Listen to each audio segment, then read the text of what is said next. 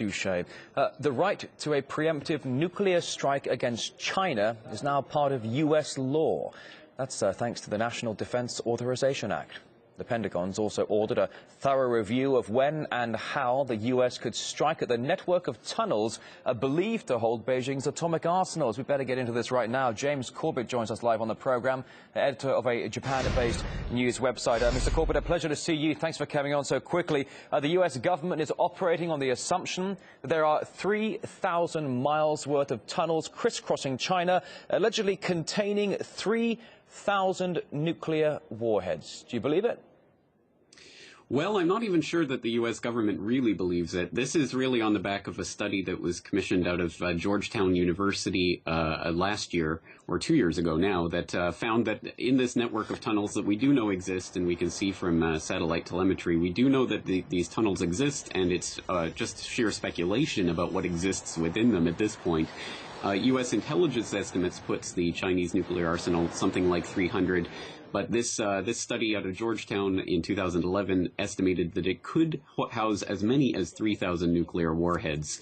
So basically, as part of the NDA 2013, they're basically saying that now the Stratcom is going to have to commission a report to identify the potential problems involved in this and whether or not they'll be able to actually confront this with conventional or even nuclear forces in the event that they actually need to take out China's they're certainly assessing how big are these tunnels, how many warheads are in this tunnel. Previous reports had said 300, not 3,000. Now, we've got most of America's ballistic submarine fleet operating in the Pacific. We've also got more U.S. ships moving in that area. The Pentagon all the while promising to contain China and now planning for what they say a possible nuclear strike. Well, that's not exactly going to help already strained relations, is it?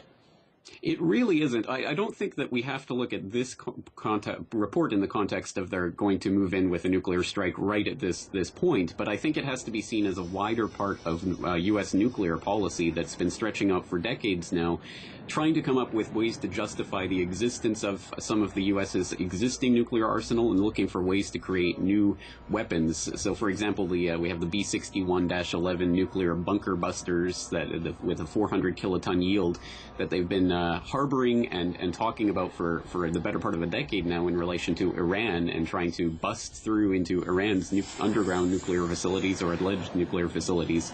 Now they're just shifting that rhetoric over to the Asia-Pacific as part of this Asia-Pacific pivot.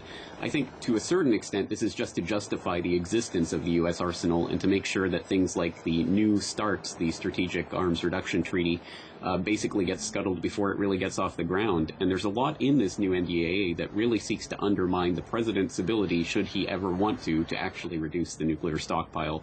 So I think the Congress is definitely trying to get their foot in the door and stop any types of arms reductions before it can actually be implemented. There are certainly some that really say that the American president is powerless when it comes to going head-to-head with the military-industrial complex. Certainly at this point, though, we've been getting reports that there have been some rather peculiar high-altitude jet forays between China and Japan. Some Japanese jets tailing Chinese jets, basically playing some high-altitude games of cat and mouse, possibly reigniting another territorial dispute. They've been having disputes for quite some time now, certainly over some particular islands. Is it possible that those two could get involved in something slightly more intense? It certainly could, and of course the more bellicose that the U.S. becomes against China, the more safe Japan will feel in either threatening or responding to Chinese aggression. So I think it really only serves to put a match next to this powder keg that is the Asia-Pacific region, especially now that really this is heating up and that the American attention is turning here. I think we're going to see more and more of these types of situations coming along that could justify even further military intervention. So we have to look at these types of nuclear rhetoric that's coming out right now, not necessarily as an intent to strike anytime soon, but certainly as something to keep our eyes on as this rhetoric continues to ratchet up. Well, as you well know, Mr. Corbett, the U.S. has been increasing its military presence in the Asia-Pacific region for quite some time now, certainly over the past 2 years, increasing it in somewhat called fairly drastic measures. Now a report of them examining possibly 3,000 miles loaded with nuclear warheads crisscrossing China. I'm sure certainly at the very least conspiracy theorists are going to have a field day with this. James Corbett, of the editor of a Japan-based news website, The Corbett Report, thank you for coming on today. You're welcome.